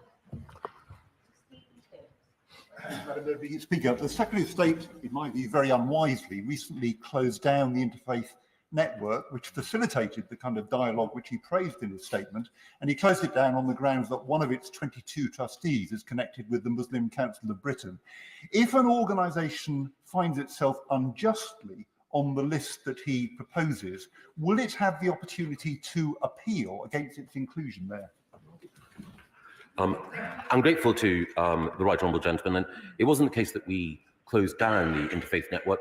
We ceased funding, and the interfaith network draws its funding from a variety of sources. But it is the case that we will apply appropriate due diligence, publish evidence, and of course, if anyone believes that our judgment is wrong, as in any case when government acts and it is believed to be unreasonable, then the option of judicial review is always available. Robert Buckland. Thank you, Madam Deputy Speaker. I welcome my right honourable friend's statement. Words matter, and I note in particular the definition about intentionally creating a permissive environment to deal with the harms that he rightly identifies and we all oppose. However, there are dangers in that wording. Will he issue guidance as to what that precisely means? That word intentionally is clearly important. Does he accept from me that there is a danger here that in government generally not engaging with organisations I think he rightly identifies, that we don't inhibit the work of our security services and agencies in having to engage with elements of these organisations in order to combat extremism at an individual level? Well, my right honourable friend makes a very, very important point, because it is the case, obviously, that our intelligence and security agencies, law enforcement actors, and indeed sometimes those working abroad to keep us safe, will have to deal with and engage with unsavoury individuals, and the definition does not cover that activity. Imran Hussain. Thank you, Madam Deputy Speaker. And let us be clear in this House and call this what it is, Madam Deputy Speaker. What it isn't is a serious and genuine attempt to address a very important issue. What it is, Madam Deputy Speaker, is a further draconian attempt to continue with the Tory agenda of culture wars. And it's disappointing that countless civil liberties groups, including 3 of his own former Home Secretaries, have warned him against politicising such an important issue, but it seems it's fallen on deaf ears. But if the Secretary of State is serious about addressing these issues, let me ask him in this House today to firstly condemn the extremist, vile, dangerous language used by some of his own backbenchers, and to also Tory donors bankrolling his own party. Yeah, well done. Well, I thank the honourable gentleman for his intervention, but I hope he will appreciate from the tone between the front benches that both I and the honourable lady are determined not to politicise this, but to make sure that we can operate consensually. Of course, there'll be debate and challenge and difference of opinion and emphasis in what we seek to do, but it's a shared endeavour. And indeed, we've been working with independent figures like John Walney, Lord Walney, in order to achieve consensus here. And I'm sorry that he feels that it's necessary to make a party political point about my colleagues. I extend to him the same courtesy that I extend to every member of this House, respecting his mandate and respecting his voice, and not indulging in that sort of unfortunate personalisation. Robert Jenrick. My right honourable friend has been consistent and clear-eyed about the threats that we face for a very long time, and I applaud him for that. And he himself has faced personal threats and responded with bravery and resilience, which we all admire. I fear that the definition, though well-intentioned, lands in no man's land, not going far enough to tackle the real extremists, not doing enough to protect the non-extremists, those people who are simply expressing contrarian views, who might find this definition used against them, not perhaps now, but possibly in the future. What reassurance can my right honourable friend give me and others who are concerned about that? And secondly, does he agree with me that this is not the totality of our anti-extremism strategy, important though it is? We have now to take forward other areas, in particular, William Shawcroft's superb recommendations with respect to the PREVENT programme, revoking visas for those people who do not share our values, who are here as visitors, something that appears to have stalled, and ensuring that the police vigorously and fairly implement our existing laws so that everyone can have confidence that there is not and will never be two-tier policing in our country. Well, again, I thank my right honourable friend who, when he was in the post that I currently hold, took forward immensely valuable work to counter anti-Muslim hatred and anti-Semitism and to support organisations that were fighting both. He asks, is this on its own enough? And of course, he's right, it isn't. But it is a necessary step in order to respond, indeed, to Sir William Shawcross's independent review of PREVENT, where it was clear that the operation of PREVENT was insufficiently rigorous. No criticism of the professionals involved, but insufficiently rigorous because the definition, the rigour of it, needed to be updated, and that is what we do. Of course, he expressed a concern that this definition might be misused. I think it is much less likely that this definition could be misused than the preceding definition, which was looser and baggier and capable of many more interpretations than this much tighter definition. But of course, the proof of that will be in the way in which we set about using it and the evidence we provide to back up any judgments we make. Joanna Cherry.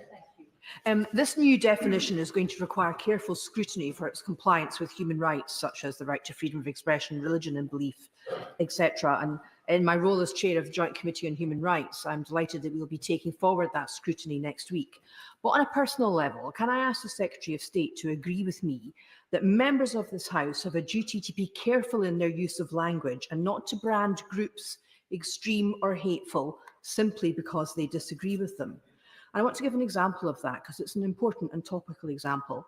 My friends at LGB Alliance, a well-respected LGBT rights charity, have been described by some members of this House as a hate group, simply because they raised the hitherto unfashionable but now vindicated concerns about the prescription of puberty blockers. So will the Secretary of State join with me in reminding members of this House of their responsibility not to use their positions to stifle legitimate debate, which makes an important contribution to our democracy?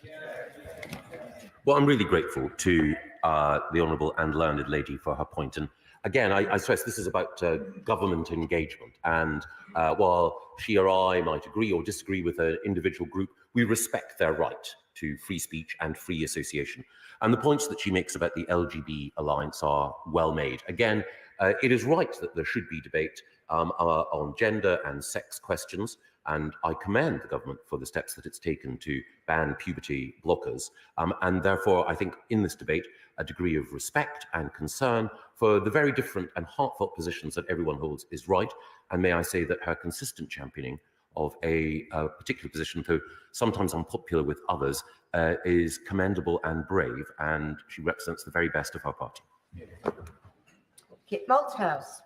Madam Speaker, I'm grateful. I share, along with many other members, some alarm at the emergence of this new definition. And I had two questions broadly for the Secretary of State. First of all, further to the point made by the member from South London, is there really to be no appeal process in this branding of particular groups as unacceptable?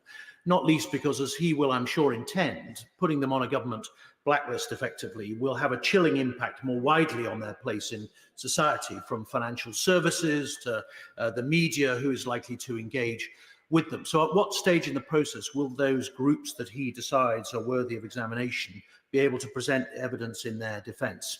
And secondly, if a member of this House disagrees with the view of the Secretary of State or the government and decides to invite that group into the House or be a member of that group, will the government refuse to engage with the Member of Parliament? Well, I'm grateful again to my right honourable friend and commend him for the work that he did in the Home Office. During his time there, he will have known that there was an already existing definition, and with that already existing definition, there was an obligation on government not to engage with certain groups.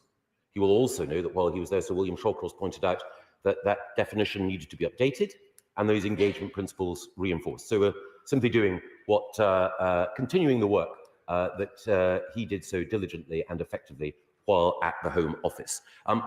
Organisations, I mentioned them earlier, like the British National Socialist Movement and Patriotic Alternative, are organisations which I would hope that no member of this House would want to deal with, but obviously each individual must look to their own conscience about the organisations with which they engage. This is purely about government. Parliament is, quite rightly, sovereign. Jeremy Corbyn. Thank you, Madam Deputy Speaker. Following the point made by the member for Hampshire just now, I urge the Secretary of State to be cautious in all of this, because those of us, for example, that campaigned against apartheid in the 70s were often condemned. The ANC was never banned in Britain, but there were calls to ban it. Things change, history moves on, and those that marched for peace in Ireland were condemned at the time, and later we had the Good Friday Agreement. So I ask the Secretary of State, what is the status of the statement that he's just put before us today? Does it have legal force?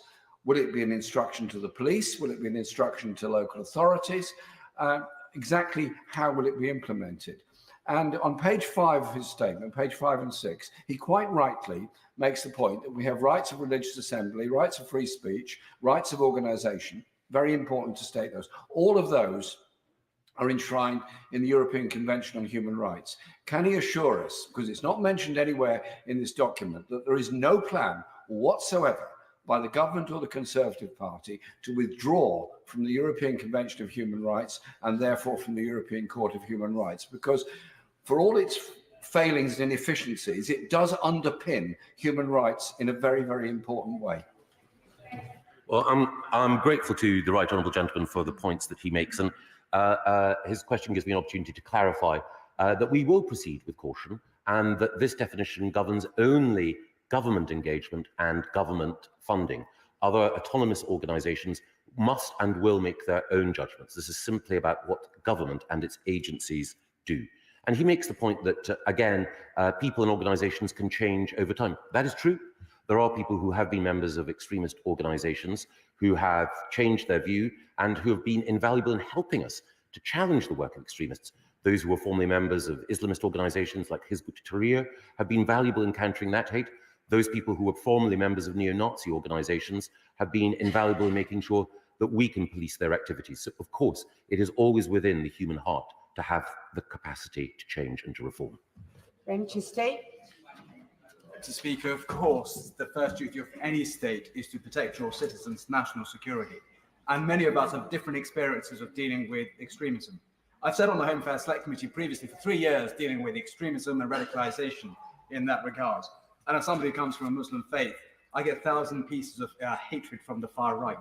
And I also get 1,000 pieces of hatred from Islamist Daesh-inspired individuals. I also have a death threat being investigated by Kent Police at the moment, like other members will have their own different experiences. I say this to the Secretary of State. This statement is being made today, after 16 months of this government, our government, not having an independent advisor to tackle Islamophobia. This statement is also being made after 2 weeks ago, the government-funded body Tal Mama published data to say there was 2,000 pieces of hate incidents or crimes against the Muslim community. And we haven't had a statement from the government at all on engagement with the Muslim community. So the question I ask the Secretary of State is this. People will be looking at this statement with that backdrop in mind, and I want him to clarify to me today, with regards to the interpretation of this definition. Am I right that it will be a minister who will be making the determination if something is intolerant, is a permissive environment, or if it's intolerant? A government minister will be making that determination, no disrespect to current government ministers or future government ministers, but giving ministers that responsibility, I think, raises real concern because it comes down to each minister's own judgment. And this matter needs to make sure that we have a thorough, independent, fair process because we are all committed to our national security. Well, I'm very grateful to the honourable gentleman who has endured the consequences of extremism himself and who's been a very valuable voice for religious freedom for many years now. He makes two important points. The need to be vigilant in dealing with anti-Muslim hatred. And that is why my right honourable colleague, the Security Minister, announced more than £100 million worth of funding in order to better protect mosques and to better protect schools and other Muslim community centres. I commend that initiative. It is also why the government continues to fund the excellent organisation Tell Mama, whose founder I had the opportunity to meet again yesterday in order to discuss the approach that we are taking. He asks, is it the case that ministers alone make the judgment? Ministers will make that judgment informed by impartial civil service advice and academic research. John McDonnell. For a number of years, I've been meeting with and working with an organisation that published in 2018 its report, Our Shared British Future, Muslims and Integration in the UK. I supported that report because it called for equal integration to all, breaking down barriers, working towards tackling challenges, hindering integration.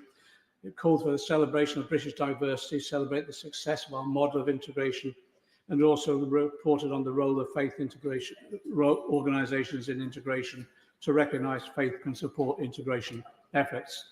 That organisation is the Muslim Council of Britain. The Secretary of State deprecated the leaks around this report. Well, the informal spin and briefings that have taken place have dragged the name of the Muslim Council of Britain through the mud in recent days. He hasn't fairly answered the question about what appeal process will be taking place apart from judicial review. Will organisations, therefore, and individuals have access to legal aid for judicial review in challenging decisions by the Secretary of State on this? I think it was the Labour government when Gordon Brown was Prime Minister that raised concerns about some of the activities and views expressed by members of the Muslim Council of Britain. But any organisation which has concerns raised is an organisation that we will be very, very careful in scrutinising before taking any steps. And when we do take any steps, if we take any steps, the evidence will be clearly laid out. Miriam Kate.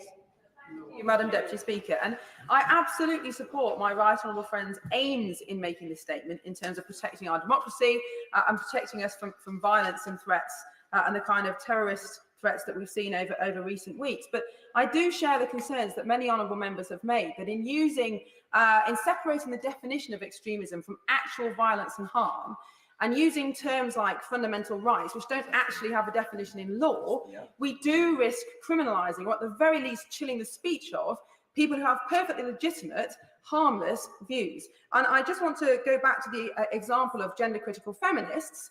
So a gender-critical feminist might be intolerant of the rights of people to change their sex on their birth certificate. They might be seeking to undermine that right by seeking to repeal the Gender Recognition Act, for example. They would be labelled extremists under these regulations, as I can see it. And as to impartial civil servants deciding these things, I'm afraid I just don't think that's always the case. And certainly I have seen civil servants wearing very unimpartial lanyards on this particular issue. So I just seek his reassurance that not only will these groups not be labelled extremists now, but there will be protections that they could never be labelled so in future. Grateful to the honourable lady. It's precisely because I share her concerns that we've made the definition tighter. I'm sure she's aware of the already existing wording of the 2011 definition, which has a far broader range of groups which could fall within its ambit. By being more narrow, more precise, and more rigorous, we more effectively protect free speech. She referred to criminalising. Let's be clear, there's nothing in this which would lead to a ban. It is simply about saying which organisations government should and should not engage with. And I'm sure she would agree with me that neo-Nazi organisations and Islamist organisations of the kind that I drew attention to are the kinds of organisations that government should not be engaging with. And it was regrettable in the past that we have. Richard Ford. Thank you, Madam Deputy Speaker. The government's independent reviewer of terrorism, Jonathan Hall, and the government's independent advisor on anti-Semitism, Lord Mann, have both criticised what they've learned of these outline proposals for a new non-statutory definition of extremism. Jonathan Hall points out that Hizb ut-Tahrir was proscribed under the Terrorism Act for its reaction to the 7th of October attacks, quite rightly. And he said proposals would mark a shift from doing bad things to thinking bad things.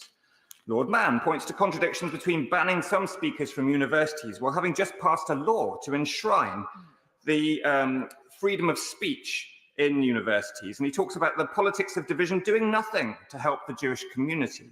Will the Secretary of State be reflecting on the advice of the government's independent reviewer of terrorism and its independent advisor on anti-Semitism? Well, I met them both in the preparation of the work that we've done today, and I think it was the case that the independent advisor on anti-Semitism, Lord Mann, whose work is outstanding, said on broadcast today that he regarded this as an improvement on the existing definition. So I'm grateful for that support and for the honourable gentleman's question and the opportunity for me to relay that to the House. Sir Edward Lee. I'm worried about this. Will my right honourable friend reassure me that nothing in this statement is going to add to the increasing culture in what should be a free country of the intolerance of the right to offend? I mean, I may be offended if people make extreme attacks on Christianity. They have an absolute right to do so, and people have a right to criticise religious people or particular religions. Equally, Orthodox Jews or devout evangelical Christians with a particular view of the Bible or devout traditional Muslims have an absolute right to say what they believe in a free society, even if it's very unfashionable. I couldn't agree more. It's the principle of Milton's Areopagitica that govern my approach towards free speech, that ideas should contend on the plane of argument, and that people should be able to discern good arguments from bad arguments. All that this statement does is to tighten the existing definition. The concerns that my right honourable friend raises about definitions being used to marginalise speech, I think existed with the previous definition to an extent. Now, with this tighter definition, and also with the fact that the government will publish the reasons why it chooses not to engage with the group, things could be clearer. And as I say, it's purely about government engagement and financing. And I know that he, like me, would want to make sure that taxpayers' money was stewarded wisely. Andy Slaughter. Thank you very much, Madam Deputy Speaker. This tweet was liked by Sir Paul Marshall. Civil war is coming. There has never been a country that has remained peaceful with a sizable Islamic presence. Once the Muslims get to 15 to 20% of the population, the current cold civil war will turn hot.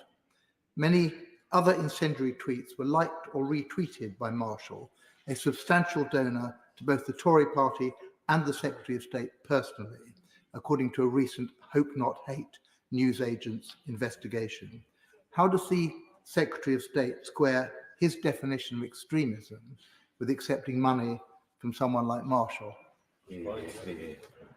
Well, I deprecate the personal attack on Sir Paul Marshall, who is a distinguished philanthropist and the supporter of ARC academies, which are state schools that have done so much, including in the Honourable Gentleman's constituency, to improve the lives of disadvantaged children from a variety of minority backgrounds.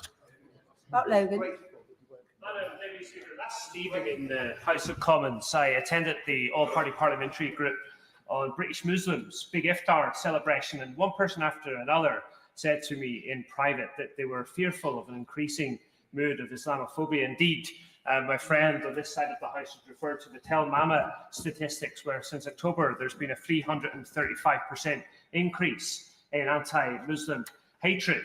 What I'm worried about is a slippery slope, and although I commend what the Secretary of State said today in terms of it's just looking at community engagement, but can we be assured that this is not a slippery slope in months and years ahead, which will lead to a position across the criminal law where people do not feel that they're able to speak their mind anymore? And I take the example of 2-3 weeks ago in my own constituency. I attended a rally in support of Gaza, but of course we've seen in recent months that that's almost been outlawed, or people have been silenced from doing that. So can the Secretary of State give give those commitments that this will not be the commencement of a slippery slope. And I say that, again, as someone who's grew up in Northern Ireland, and has grew up in an environment of terrorism, and I know that it's very easy whenever you think that you're putting one person away, that you end up with 1,000 enemies behind them.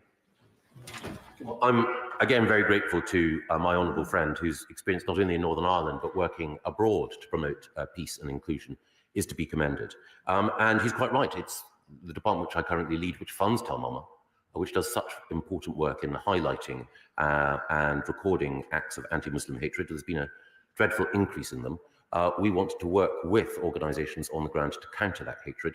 It is the case, as I mentioned, that some of the organisations that have been supported in the past sadly have been extremist and have been seeking to intimidate British Muslims. And that is why we need to be careful with whom we work in order to present a united front against anti-Muslim hatred. Lord Galloway.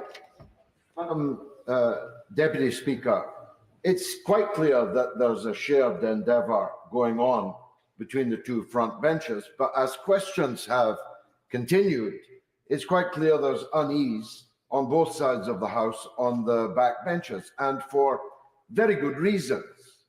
It is obviously true that this is part of a culture war wallpaper that's being created for the general election soon to come. It's not good enough to say that it doesn't seek to ban or jail anyone. You try getting a bank account once you've been branded by Michael Gove as an extremist. Now, extremism, if we were debating this in the Oxford Union, as once we did in his salad days on another matter, we'd all be talking about what's the definition. I just remind the Secretary that a former Speaker of this House was wearing a Hang Nelson Mandela t-shirt when my right honourable friend and I were seeking the overthrow of apartheid and being called divisive. This building is designed to show that politics is full of division, and sometimes those reviled as extremists turn out to have been right all along.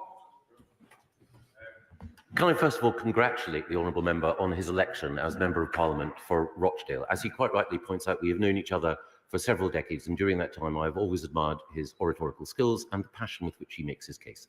There's nothing in this definition that any honourable member should fear will inhibit them from making a case, and while I passionately disagree with the honourable gentleman on so many issues, he has the same rights as every other member of this House and deserves to be listened to with respect as he makes his case. Sir Desmond Sway. By stating that a free society requires that the Muslim religion accommodate itself to the same level of scrutiny, criticism, even blasphemy, as Christianity has become accustomed to, am I straying into his permissive environment? I'm not an extremist, am I? My right honourable friend is many, many things. Learned, wise, kind, a champion of the New Forest, and a distinguished former educationist. He is not an extremist, and the rigour with which he prosecutes his case is one I will continue to admire. John Cryer. Thank you, Mr. Deputy Speaker. I share my right honourable friend's concern that government departments may have been engaging with extremists and racists in the past. Now, the Secretary of State seemed to indicate that this engagement or lack of engagement is dependent on the definition. Isn't it also dependent on the common sense of ministers? And if ministers are willing to engage with extremists and racists, surely they shouldn't be ministers in the first place. I absolutely take his point, and the key thing here is that sometimes there are organisations that seek to operate, as I mentioned, and individuals that seek to operate by presenting one face to one group and a different face to another, and that is why we need appropriate due diligence. Mistakes have been made in the past. I think those mistakes were made in good faith and unwittingly. But as has been pointed out, across this House, a number of people have expressed their concern about those past errors. That is why I think we need a tighter and more precise definition. Andrew Rosendale. Thank you, Mr. Deputy Speaker. I commend the government on what they are attempting to do to oppose and fight all forms of extremism and hatred in our country. But will he agree with me that what underpins Britain is our ancient liberties and freedoms, free speech, the rule of law, upholding our democracy under the Crown? And does he believe, as I do, that we must defend all of our British values and traditions, we must teach them in schools, and we must ensure that British values are the order of the day? Well, my honourable friend makes a very, very important point. And I do think it is the case that in our schools and in other institutions, we should make sure that people from every background are acquainted with our history and taught the very British habits of scepticism and questioning, and sometimes raucous expressions of opposition to governments and others. That spirit of democratic challenge is core to this country, and no one better exemplifies being able to speak out without fear or favour than my honourable friend. Hannah. The press release attached to this statement, deliberately or otherwise, by reference to the period since the 7th of October, does seem to imply that protest and other human responses to the horrors of Hamas's attacks on Israel and the bombardment of Gaza are extreme. In my diverse and shared South Belfast constituency, we are battling extremism at the moment in the form of a rash of menacing and racist posters about foreigners and housing, and it is my genuine belief that that rhetoric is being fanned by this government, a government of a party who are funded by a person who says that they hate all black women. It is worth mentioning that the Northern Ireland office ministers met with representative paramilitaries during their negotiations on the withdrawal agreement. Politics like this and the departure from pluralism and tolerance are part of the reason why I and many others advocate a new Ireland by exclusively peaceful and democratic means. That would, of course, undermine and change the constitution of the United Kingdom and its democracy. Can the Minister confirm that people like me who advocate a new Ireland are not extremists under the second part of his definition? No, of course not. The SDLP has a long and proud tradition of arguing for Northern Ireland and the Republic of Ireland to become a new state, and that has, as I say, an impeccable political tradition. It is the case, of course, that, as she quite rightly points out, there are many people who wish to protest about what is happening in the Middle East. We may disagree about aspects of that conflict, but a sincere desire to bring peace to the Middle East is one I hope that we all share. And the regrettable instance of prejudice in the streets of South Belfast is one that we all deprecate. James Sunderland. Mr. Deputy Speaker, I welcome the clear statement today, and it is right that we openly debate and tackle extremism in this place. At this time of tension and sensitivity, does the Secretary of State agree with me that politicians do have a responsibility to dial down the rhetoric, that divisions must not be exploited for political gain, and that we all just need to work together across the House to achieve it? I couldn't agree more with my honourable friend, and his distinguished career of public service, even before he entered this House, has shown a commitment to working across divides in order to strengthen our democracy. Speaker, he spoke of sharing workings about affected organisations. He didn't share workings after the abrupt decision he took to pull government funding from the Interfaith Network, causing that respected organisation to close. How does he explain that contradiction between his words and his recent actions? A letter was published outlining the reasoning behind that, and the government is only one of a number of funders of the Interfaith Network. Tom Hunt. Deputy Speaker, I don't want to be accused of dialing up the rhetoric, but I must say I and millions of people in this country are utterly fed up of these protests which have been taking place in our nation's capital. Not every person who attends these protests are an extremist. Not every person who attends it are radicals, but many are. And they are going unchallenged. I've got Jewish friends who won't go into their own capital because they don't feel safe. And it's weekend after weekend after weekend. When is something going to happen? All the public see is impotence. And it is fueling extremism. It is linked to that debate. And frankly, if it doesn't get any better, and we continue to see hate on our streets unchallenged, will the government be prepared to strip responsibility for policing in London from the Mayor of London and give a far stronger steer to the Metropolitan Police, who every weekend, from what I can see, are failing to stand up for our values and for Jewish people to feel safe?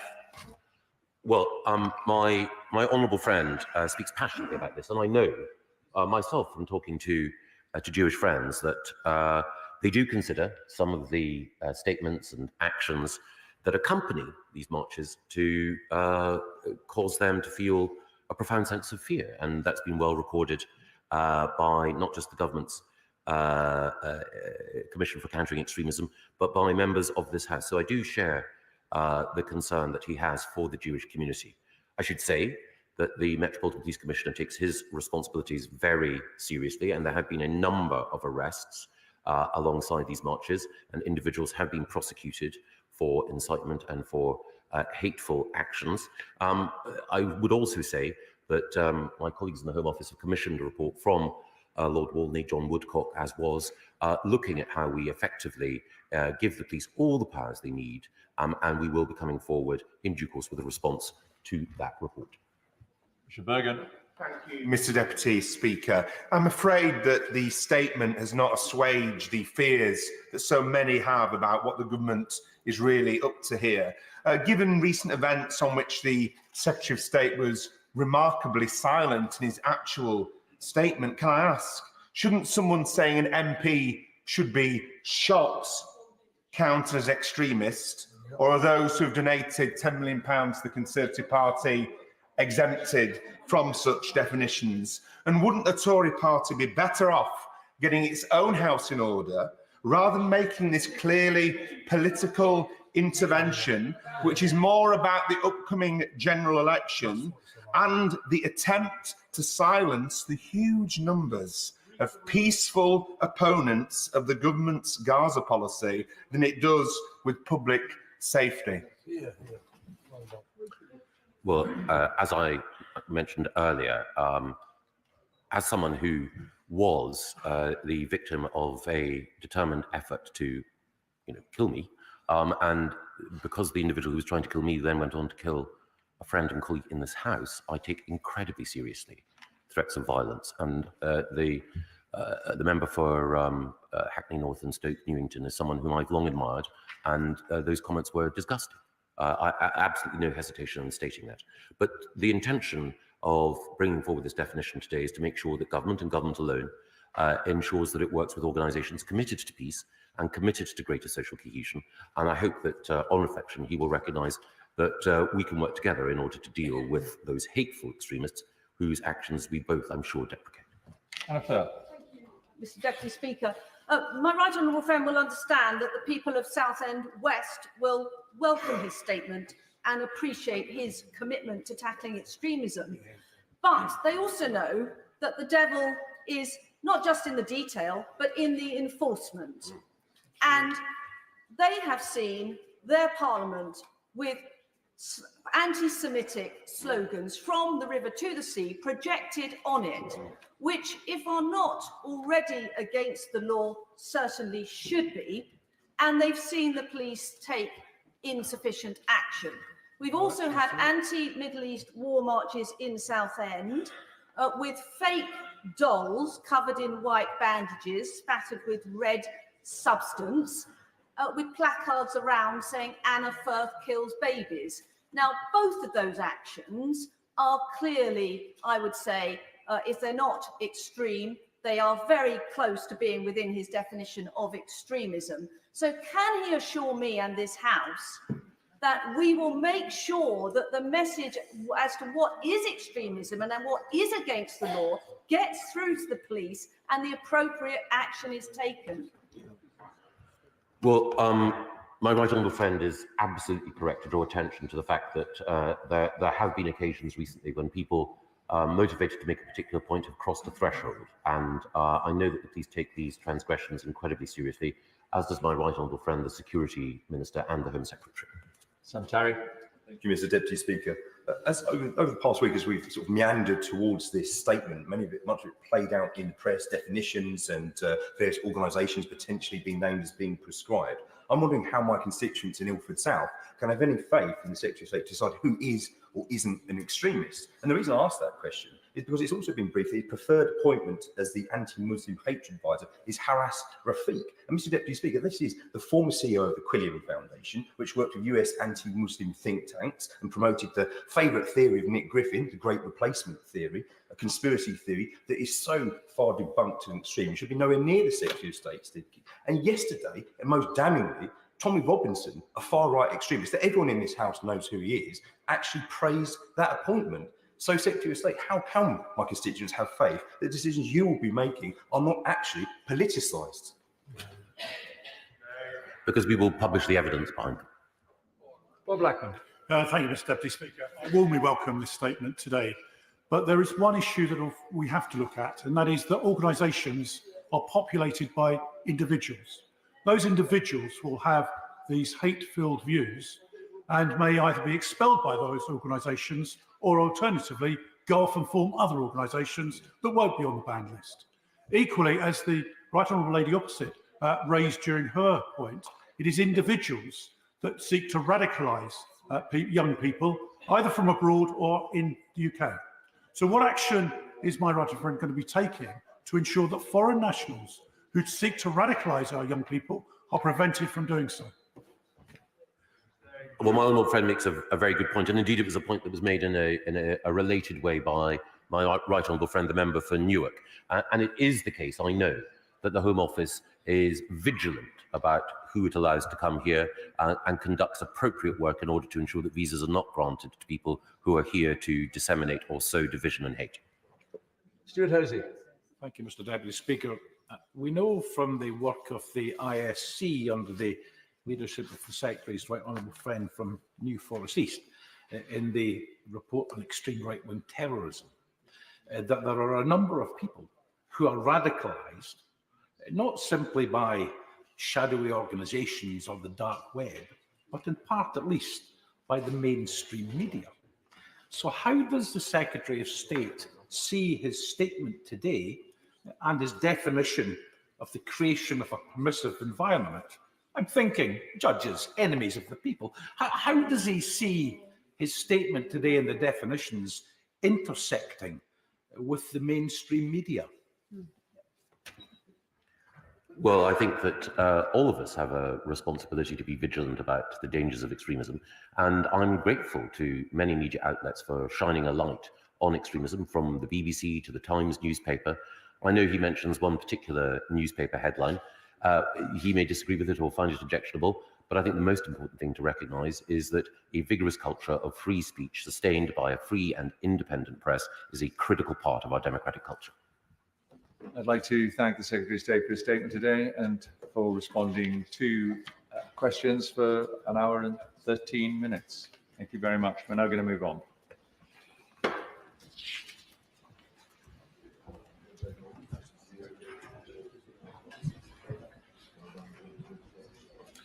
We will start with the motion on the supplementary estimate for the Department for Education and the debate on the spending of the Department for Education on special educational needs and disabilities provision. The debate will be led by Robin Walker. Minister, to move the motion formally. I beg to move. The question is as on the order paper. Robin Walker.